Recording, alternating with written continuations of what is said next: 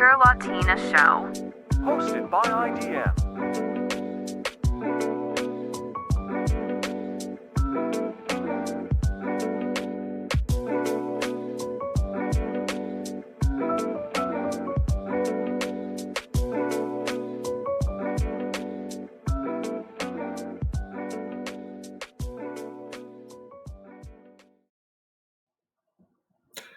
And we are not live. We are recording again today. How are you doing, Nina? We're coming to you from the past into the future yet again because you might have guessed, dun dun dun dun, drum roll, it is time for another story time. So welcome to yet another fun-filled episode of the Winter Latina show. And today I will be telling Marcelo, who is completely unaware of the story, and you, again, I'll be telling you a story. So Marcelo, I'd like you to once again imagine yourself in this scenario. You are a high-ranking officer in an army. You're in the middle of the war. You're not in your home country. You're sort of away across the sea. Your army is doing quite well. In fact, you recently won a major battle against your enemies. And now you and other high-ranking officers in this area are in charge of thousands, if not tens of thousands of prisoners of war, POWs. And you're going about your day and you get a phone call. You get a phone call in the field. And this phone call claims to be coming from the headquarters of the man in the army who is higher ranking than you, who is in charge of you and other officers. And he gives you an order. He talks to you very convincingly. He tells you to kill all the POWs. Now, you're a little bit perplexed because you know what the rules of war are like. In fact, there have been some recent rules introduced in the last couple of decades, and you know what you're supposed to do and not supposed to do when it comes to prisoners of war that you are housing. Yet, this convincing phone call that claims to be coming from the HQ tells you to just kill them all. What would you do? Would you follow the order coming presumably from the HQ, or would you question the order because you know what the rules of war are like and that you're basically not supposed to kill prisoners of war for no reason whatsoever? Well, we're talking about rules of war that have been developed probably after this, or I may be mistaken. Some of them have been developed before, and you know that you have been feeding these POWs, you've been housing them, you haven't at least tried to harm them, generally speaking. I mean, there may have been some oversight coming. So what would you do? Well, I guess not following the order would be my first guess, my first thought at that moment. Because so you would not be afraid that there's going to be a major crackdown coming from the HQ because you disobeyed? It's a very hard, very difficult decision. But in that case, in any scenario, you're gonna get crushed somewhere, either by if you're victorious, let's say, you're going to be crushed by your HQ. If you're not victorious, you're going to be crushed by whoever is victorious and is going to trial you for, war crimes. Okay. And so in any case, you're between the rock and a hard place in this situation. Yeah. Well, I'll tell you, different officers, it was more than one high-ranking officer that received this phone call, reacted to it differently because it was such a difficult question. Some of them, understandably, were very skeptical that the call was indeed coming from the headquarters, and they did nothing. Others, one particular officer, was so skeptical, and he was so worried that he actually, can you guess what he did? Called back? He released all the POWs into the forest, into the jungle, and on top of that, he gave them instructions of how to avoid his own troops and avoid being killed. That's pretty insane. I mean, I guess some people could say that he's a traitor, and other people would say that he's a bit of a hero in a situation like this. Others, yet, however, were more obedient, and they took the phone call at face value, and they did carry out the kill all order where, in their particular location. So, And of course, in this case, I'm playing along, so I'm considering, I'm just putting my human side aside and trying to pretend to be on that situation. And I guess many people would act humanly. Others will be. I mean, we've seen how militaries are trained to dehumanize the enemy and all that. So sometimes it can be very. It's always a very difficult decision in any case. It's a difficult decision because up until then, you've been trying to do a decent job. Again, there have been some oversights, there have been some deaths already, but there was no sort of order coming to just kill everyone, right? Like that's really, really, that's like going from 0 to 60, or I guess in Europe would be 0 to 100 kilometers an hour, right, in a split second. Why were you feeding all these people and sort of taking basic care of them, right? Giving them basic necessities when you're suddenly ordered to just kill them all? Well, to give you a little bit more information, the order, in fact, did not come from the HQ, nor was it sort of a cruel prank. This order did come from someone who had a connection to the military, so this wasn't some completely random third party. This was an officer within the same army himself. He, in fact, was a colonel, so he wasn't sort of a lowly soldier. But he had no authority to do something like that. He sort of acted upon his own desire and his strong belief that enemies need to be eliminated. And this man his entire life has been sort of darkly fascinating in this regard. On the one hand, he seemed to be extremely intelligent. On the other hand, he was, as this phone call where he is sort of presumed to be the culprit, he was extremely cruel. So as we're looking at his life, I think we again should keep human psychology or dark psychology in the back of our mind, trying to understand why someone would do such things. So this man, his birth is a little bit murky. Many parts of his life are murky. Many parts of his life and his connections to intelligence agencies of different countries are murky. And his death is murkiest of all. We don't know if he died. Presumably, now he is dead. We don't know when he died. We don't know how he died. And we don't know anything about the circumstances of his death. So there is this aura of mystery about this particular man. As he was growing up, he went to college and he always wanted to be a soldier. He was inspired by what he perceived to be a fighting spirit of his people. He felt connected to it. In many cases, he took it a little far or too far, as we will see in just a moment. So he was studying war. His focus was tactics. He ended up becoming, when he was done college, a very skilled tactical planner for his army.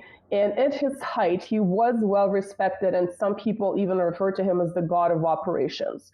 So he did have a high status, although once again, he had no authority to even make a phone call like that and to pretend that he is the person in charge calling from the headquarters in that particular area, in that particular war theater. The other thing he did in college was study languages, and the languages he chose to focus on were Chinese and Russian. Now, I believe there is a ranking system today in terms of language difficulty.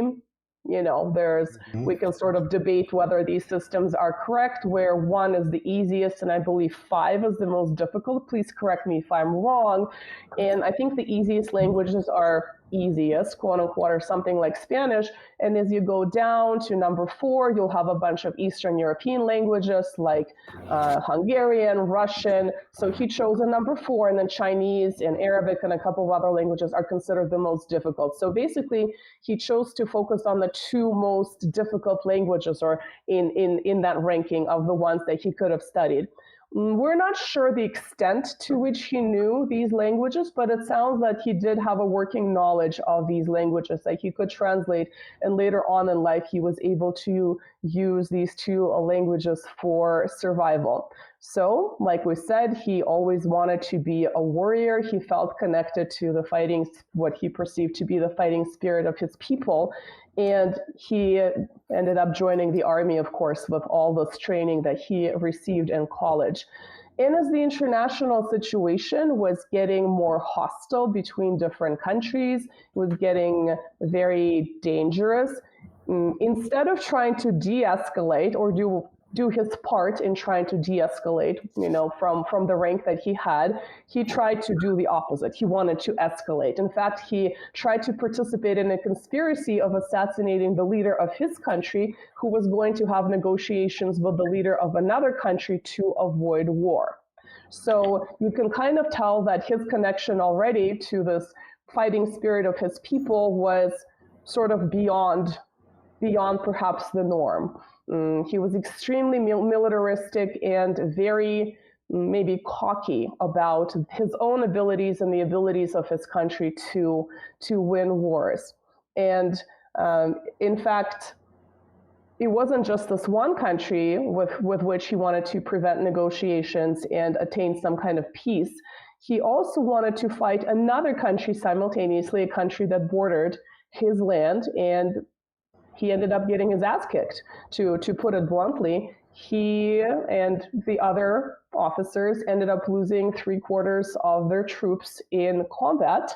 This was September 1939, but the fighting did not take place in Europe. Even though this is when World War II officially broke out, the fighting took place on the Far East. This was a battle between the Soviet Union and Japan. And Japan ended up losing this battle terribly. And one of the leaders on the Soviet side was, in fact, the future Marshal of Victory, Zhukov. By then, he was commanding troops in the Far East.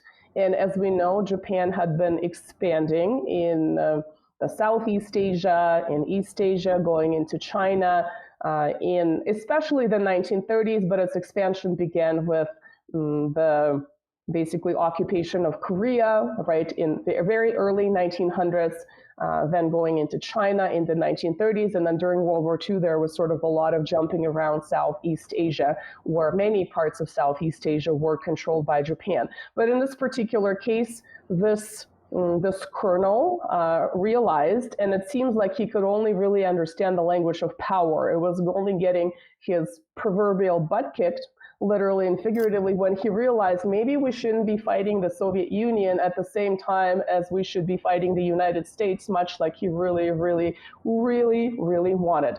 And so this was sort of a turning point where he decided to turn away from instigating a war on two fronts for his country, Japan. His name was Masanobu Tsuji.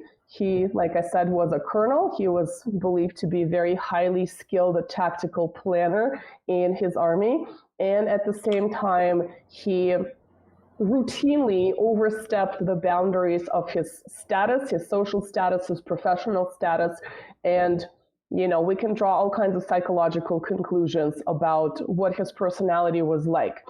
We also know that Japan was, of course, officially very militarist in this particular time, but he seems to have exceeded that level of militarism beyond what was officially being promoted by the emperor. What do you think so far? Well, first of all, I know very little to none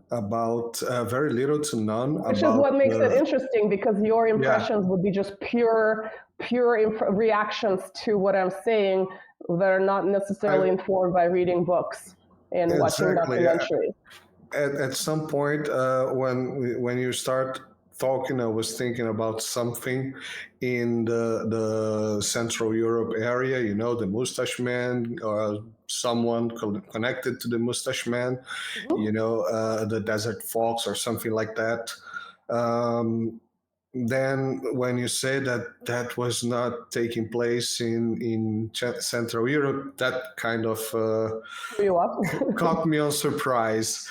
And I say, okay, Asia, so something in the Middle East, North Africa, or something like that. And then at some point, I kind of understood that was Japan, especially when you mentioned the territorial um, border with his lands, and I was not imagining Japan because it's an island. we we will never expect a territorial um, border in an island. So please go ahead. So far, my impressions are wow. Okay, let's talk What do you about. think about his personality? Where on the one hand, he seems to be very intelligent. If he's professionally respected.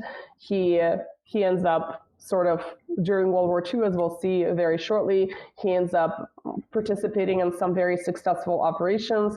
At the same time, he seems to be quite cocky.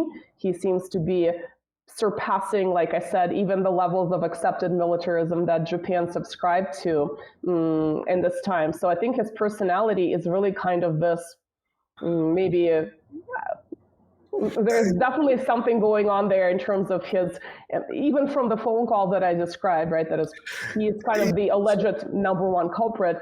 There is a level of cruelty there that far surpasses what you're saying, perceiving the enemy as inhuman, wartime propaganda, kind of standard things we see in any war. Yeah, so sometimes we have to try to picture ourselves in different um, timelines, and that's usually very hard. Okay, so not diminishing the intelligence of the person, it's not the case, but sometimes what we think it's true, it's very intelligent. Because now we are used to a very complex system, or a very redundant system. I would give you the example of that serial killer in the United States that I just forgot the name, but the most famous guy, Which one, Dahmer? no, Dahmer, the Bundy? Bundy, Bundy, Ted okay. Bundy. The Uh, expert on serial killers has spoken. yeah. I mean, he was pictured and portrayed as a very intelligent person because he duped the police, but this when you watch, for example, the documentary of his deeds, they always portrayed him as a very intelligent person. But when you think for a second, you say, look, the system is completely uncoupled, so nobody knows anything about anyone else. The police doesn't talk to the other police. So in summary, the system was not very intelligent at the moment, I which see. nowadays is very intelligent. So Sure. nowadays, I seeing guess this when I said person as intelligent, what I meant was formal intelligence. The fact that he had the sure, capacity to sure, study really difficult languages sure, in exactly. itself. So not so much about evading or not evading the authorities, as we'll see, he actually was quite successful at that too. But Yeah, it's more but about formal intelligence, like exactly. what we But would as you qualify as a mentioned, high IQ for all the drawbacks of using that system. yeah, but as you mentioned, for example, Chinese is a very hard language. But for someone that already speaks and writes Japanese, who comes from the writings The of writing Chinese, system, perhaps, yes, but Russian is completely foreign Russian to. is completely different, of course. But Mhm. in any case, it's a border country, so you will have some influence somewhere. I mean, it's possible. Not again, not diminishing the intelligence of the person, but I'll give you an example. I speak four languages. Three of them are Latin based. Sure. Yeah. So, and one is my mother language. So it's not very hard to learn the other two, for that matter. Uh, so that was my first observation about that. But yeah, as you picture the not only the cruelty of the person and the perhaps the hate Mm-hmm. You see that is a troubled mind, I would say, at least, at the minimum, it's a troubled mind. It's someone that really does not perceives other human beings as human beings. Yeah, the empathy factor seems to be lacking. As you will Mhm. see again, if we were to play an armchair psychologist sitting in a nice, cozy office on a true crime episode, narrating this, giving us some advice, I would almost be willing to use the term the dark tetrad. I'm not sure if you've ever heard it, but it's a combination of narcissism, sadism, like Machiavellianism, and those types of factors that all combine into one, and they make the person sort of like, and psychopathy, of course, that make the person even worse than your average psychopath. Obviously, psychopaths are not very Mhm. average. So you'll see that there are some other indicators that seem to point in this direction. Again, we're sort of analyzing neither one of us being a psychologist, but we're also analyzing this based on limited historical information. But I still think it's a worthwhile way of looking at someone like this, because this seems to be kind of a very conflicted person where on the one hand, this is the kind of person that could have been a university professor publishing articles on all these different languages. And on the other hand, he is this extreme militarist who goes on to do some awful things. And I think before we get into that, we should very briefly look at the international situation at this time, right? So Japan is expanding, especially in the 30s and in the context of World War II in the early 40s. It calls it the Asian co-prosperity sphere, a very euphemistic term. Basically, this was about Japan gaining resources for its growing population, but it was using this euphemism that all Asians should sort of cooperate for the benefit of Japan was being left out. And so it had its own very, very grand imperial designs at this time. And of course, we know what's been happening in Europe. In the wake of World War I, we had the League of Nations set up, which is the UN, the United Nations predecessor. And in the late 1920s, we had a pact, the Kellogg-Briand Pact, that was signed. It was a peace pact, but very quickly it revealed the lack of mechanism of really enforcing very basic international law that existed at the time, and also this enforcement of the pact was about peace. And very quickly things started falling apart. And you also saw that with the League of Nations, which is why today we see some people think there are very strong parallels between the inability of the UN to impose and enforce some of its resolutions, even the ones that are very popular. And there's that comparison to the League of Nations. We know the League of Nations essentially died in the 30s, and then out of World War II arose the United Nations. And so even though the Kellogg-Briand Pact was signed in the late 20s, immediately multiple countries started breaking it. Japan created deliberately an incident in China where it used it as a pretext to go into Manchuria. Eventually, they established a puppet state there, Manchukuo. We know that Germany was basically breaking all the rules of the Treaty of Versailles. Now, we know that treaty wasn't very fair. It's a separate question. We know that Italy was very active in Africa. And anytime these questions came up at the meetings of the League of Nations, these countries basically said, see ya, and there was absolutely nothing that could have been done. So you kind of see the collapse of the international system that was very short-lived, that was established in the wake of World War I. So this is what's happening in Europe and in Asia. Now, we can go back to Asia, and this man, Colonel Tsuji, he had a shaved head, he wore glasses, so he didn't really necessarily look like a badass. He kind of looked maybe like a little bit nerdy in that regard. And he participated in a very successful landing, helping General Yamashita in Singapore in early 1942.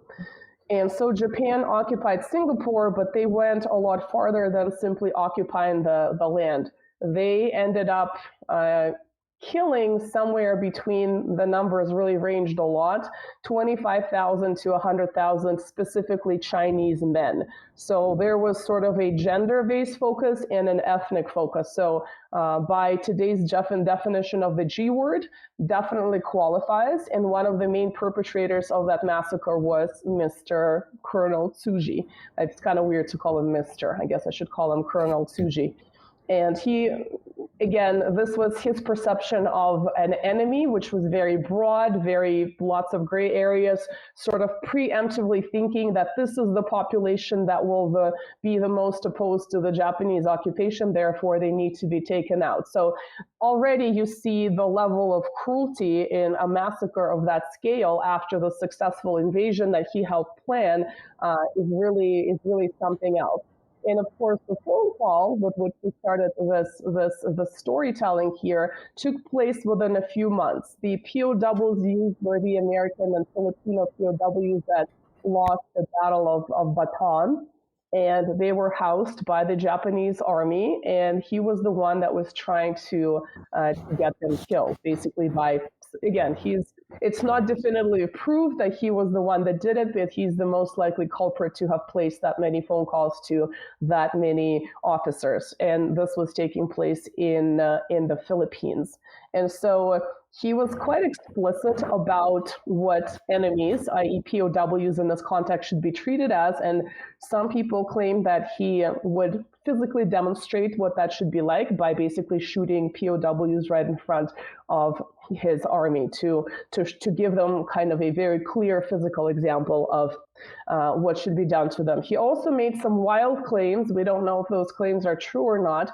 He claimed that by eating the flesh of his enemies, he can gain sort of additional fighting spirit. And there's one particular incident that is described in his biographies, and that is when he died on the flesh of an Allied pilot. We don't know if he actually engaged in cannibalism or whether this was some kind of strange attention seeking to make himself seem more badass than he really was.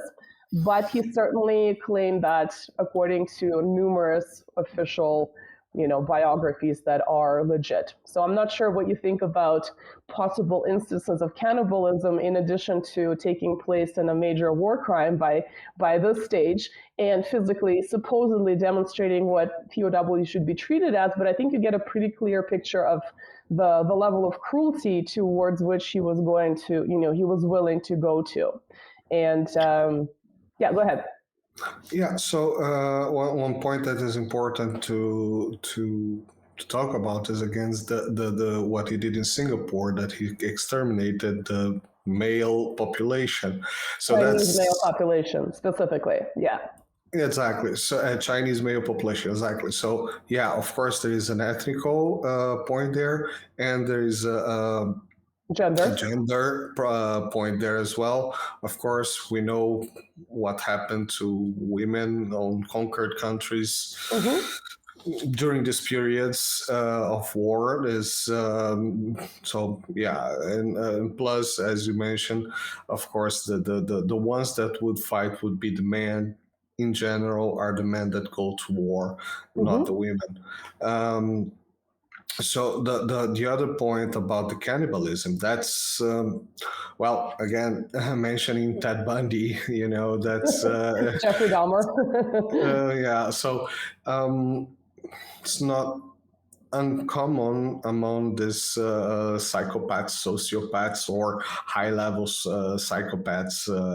It's not uncommon. At some point, well, many thousands of years ago, people would say that drinking from the skull of your enemy was the thing to do. So perhaps he was sort of, if he actually did something as crazy, perhaps this is what he was inspired by it. What I was about to say in a counterpoint is that exactly, that many myth and legends come from, those type of icons, or in the Greek sense of the word heroes, not saying he's a hero of war in the Western, but in the old ancient Greek meaning of the word. And so we have, for example, all we have today, all the smearing campaigns on leaders. We have great examples like, Assad or Saddam. Or I'm not saying that any of these guys are nice people. I'm just saying that at some point they just need to dehumanize this leader or this icon to justify destroying this person as a cockroach. So, Mm-hmm. and to the other hand, of course, it's always very good to tone down the iconship of someone, even for their own people. Mm-hmm. If you win the war and you need to tone down the leadership of a person, it's always a good idea to smear him with very crazy very crazy Mm-hmm. stories or True. behaviors, eccentric behaviors. And it's also very important to create the icon, so you can sometimes just push aside the root of the Mm-hmm. problems, as Sure. we see with the mustache man, for example. Yeah. So do you think here he was being smeared? Because this information about eating the flesh of his enemies comes from various sources. It was more than one person who reported it. And some of them report having seen it and witnessed it. I mean, obviously, in hindsight, it's very difficult to determine whether he did it, but it seems to be in line with the type of attention seeking that he would be engaged in to kind of create more clout for his persona, that he was just so badass and crazy. He was such a, if he was being called by his colleagues the god of operations, why not just call him the god of war, right? Let's take it one step higher in this particular sense. So I don't know, hard to say, but definitely Yeah, crazy. so I think the point is that it doesn't matter exactly if I believe or not.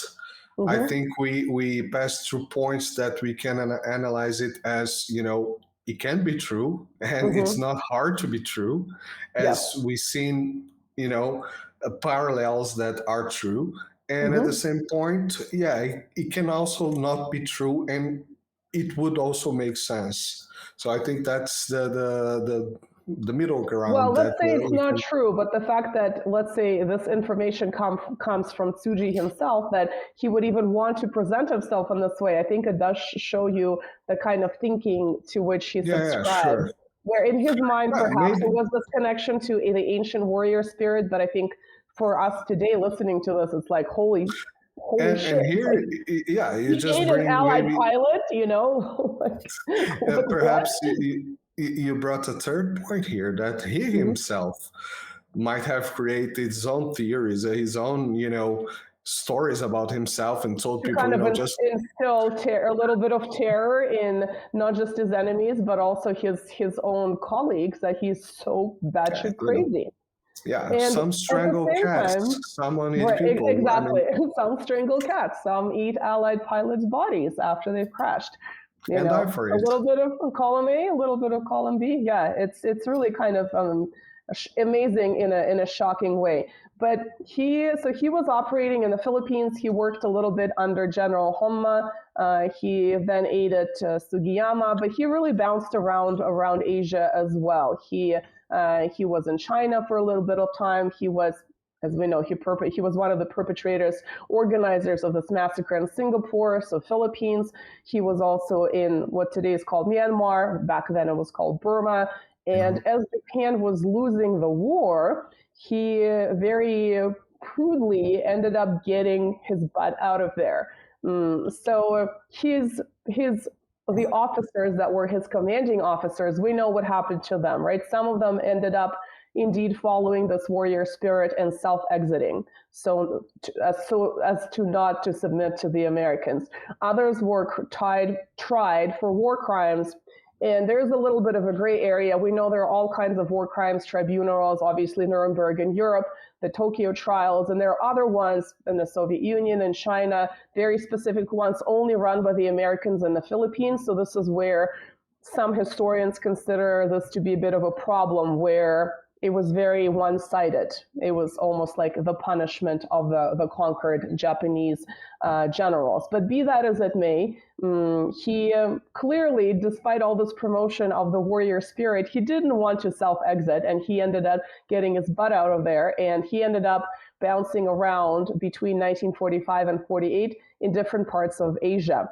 There are lots of stories about his adventures, and again, it's Some of them come from his own writings, so maybe we can take those with a grain of salt. Other comes from historians that are sort of quoting his writings. Again, we don't really know how much corroborating evidence there is there, but he would literally wear disguises. He would dress up as a merchant. He would dress up as a farmer to avoid detection. And I don't think the locals really considered him a local because it was probably pretty easy to tell that he's not a local, but maybe, let's say, somewhere in Southeast Asia where the Brits were operating, they might have seen, oh yeah, that's just another Asian guy running around wearing local clothes, think nothing of it, and let him go. At one point, he actually was in China, and as we know, the Chinese Revolution took place in 1949, and he was there before, so China is embroiled in a civil war, very roughly speaking. You have the communists with Mao Zedong, and then you have the so-called nationalists with Chiang Kai-shek, who was supported by the Americans, right, during World War II. And so this man actually ends up working for, Tsuji ends up working for Chiang Kai-shek for a period of time, using his ability to speak these different languages. He actually ends up translating a bunch of books. He translates some really obscure niche books about a possible war between the Soviet Union and Japan from the 1920s. So he seemed to have had enough of the language to be able to do that kind of a translation. And after the war, by the late 1940s, the war crimes tribunals were essentially dying down, and he decides, oh, I remember, I have my beloved homeland, I'd better go back. He ends up arriving in Japan in the late 1940s. Now, we know Japan at this time was occupied by the Americans, formally occupied, right? So General MacArthur was the supreme commander of the Allied powers. He was sort of in control of the formal American occupation. We know Japan was in absolute ruins because in addition to nuking Hiroshima and Nagasaki and killing hundreds of thousands of civilians in August of 1945, much like other allies, the Americans would, firebomb Tokyo. So the urban parts of Japan were just obliterated and had to be rebuilt. So Japan was formally occupied, but it was slowly being rebuilt. And of course, the Americans rehabilitated Emperor Hirohito because he was sort of the symbol that would tie the Japanese society together, even though it's obviously, to say the least, highly problematic to try his generals that were under him for war crimes. Here he is the leader. He got away, with absolutely nothing. He maintained his emperor status, and he was sort of refurbished as the emperor who supported peace. So that's very interesting. But it seems that Tsuji was really tuned in to these political changes. And so he comes back, and he doesn't just come back in private. He's a very public person.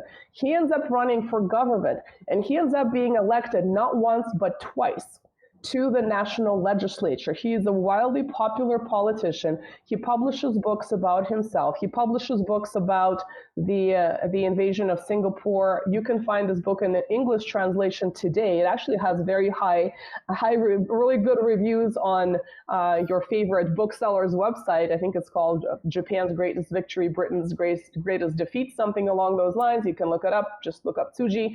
And so he's very public. He's back. He must be charismatic if he's being reelected. He completely evades any kind of punishment for what he did in Singapore, and that's one of the sort of the most documented cases where he was actually involved in a really serious war crime. So here he is. He's a politician. There's sort of a lot of background information about behind the scenes controversies of trying to move politicians like sort of pieces on a chessboard, because that's kind of what he's always been doing. Perhaps he is exaggerating his own importance here, but nonetheless, he remains a politician. And in the early 1960s, he heads to Laos. His official status is an advisor, and he is kind of on a government trip, and he just disappears. He perishes. No one knows what happened to him. It's almost like his birth was murky. We think he was born around 1900. We're not sure. Parts of his biography, whether he was the one calling from the HQ or not, also murky. His death, completely murky. Now, we know at this time the Vietnam War was raging on, right? It's kind of started as part of the decolonization process in Southeast Asia, 1955, sort of a slow growth, and it lasted up until 1975 when sort of, I know the agreements were signed in 73, but the officially North Vietnam was able to take over in 75. So 20 years, right? Obviously, the people who lived in Southeast Asia were seeking liberation from years of European colonialism. The Americans did not perceive it this way. They perceived it was their duty to intervene because, God forbid, there might be a left-wing movement and it might turn communist. So this was sort of the official reasoning, the domino theory, the containment policy, which is a huge failure, of course, in Southeast Asia. It was reasonably successful in Europe, but there didn't seem to be much of a distinction, for someone like Kissinger that was overseeing some of these policies later on. But basically, so yeah, Tsuji goes to this area that is unstable and he just disappears. And because the circumstances of a disappearance are so murky, we have a ton of conspiracy theories. We have a conspiracy theory that he is advising the North Vietnamese government and working with the Viet Cong guerrillas. We have a theory that he is being killed by the Viet Cong guerrillas. We have a theory coming literally from the declassified triple agency documents that were published in 2005, saying that the Chinese Communist Party hated him, presumably because he worked with Chiang Kai-shek in the mid-1940s after World War II. That is not really made clear in those documents. And so completely murky. He was declared dead in 1968, but as far as the year 2000, there are articles about his son looking for his father. So he did have this child. We don't really hear much about him. So his disappearance is very murky, but the fact that he was an asset for the CIA was very clear. You can go and look up their documents. You can Google his name. It is public information, and this is the information was declassified in 2005. So God knows how many other agencies he was linked to. And, throughout his life, he obviously had a very exciting life of adventures, cruelty, murder, genocide. I don't know if I'm allowed to say this word here, but this is the story of Masanobu Tsuji. What do you think?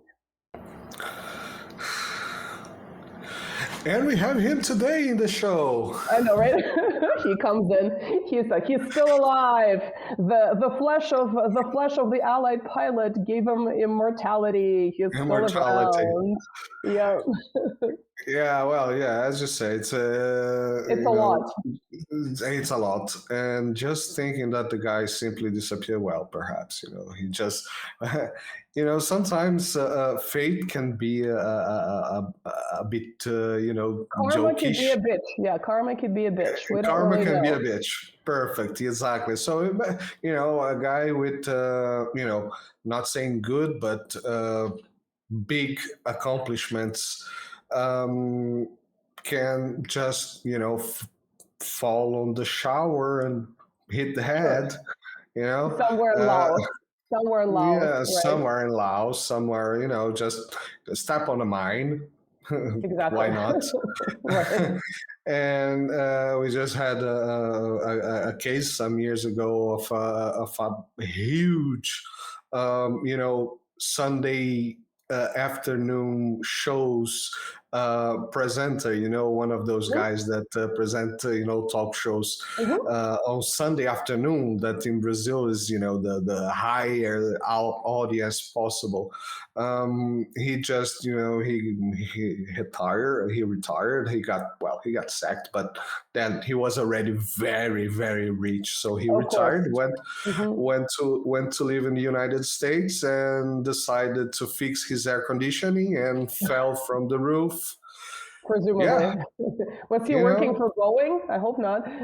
No, I don't think so. He was just a normal guy, but he was rich as hell, Yeah, I think in this particular case, where you have a person with multiple connections to multiple intelligence agencies and, a history of war crimes and politics and a lot of self-promotion that perhaps exceeded his actual abilities and his actual resume. I think, anything is possible. It's really kind of difficult to speculate.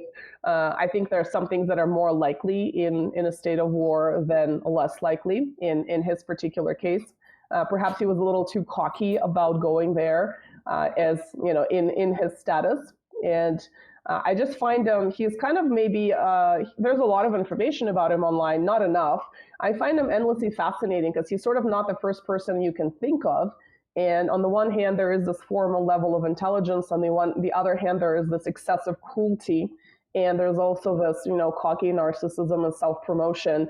And then it's sort of the boundary between what's real and what's not is blurred. But we do know that some of the facts that we discussed in this story time of ours are true, such as his participation in the massacre in Singapore. So yeah, I mean, I think that's the end of our story. I hope you guys found it interesting. I really want to depart from occasionally the former Soviet Union topics on this channel. Let me know if you like such departures.